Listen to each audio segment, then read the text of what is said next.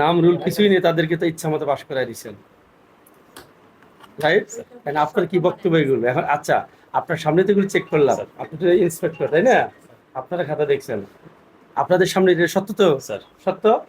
আমরা যে বের করলাম এগুলো, এই অভিযোগগুলা সত্যতা পাইছি তো?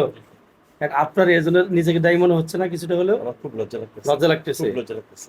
আচ্ছা, এর জন্য পুরো আপনার দপ্তর তো ধরতে গেলে আপনি, এই আপনার দপ্তর সবাই দায়ী মোটামুটি। খুব লজ্জিত স্যার, খুবই লজ্জিত স্যার।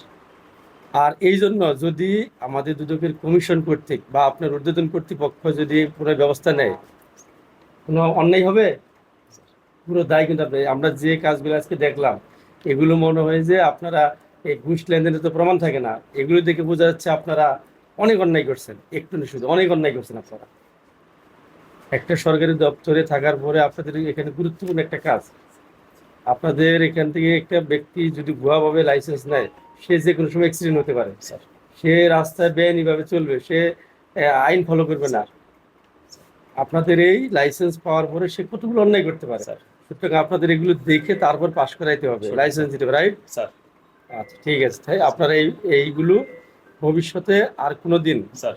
প্রতি টাকা সূক্ষ্মভাবে আপনারা পালন করবেন।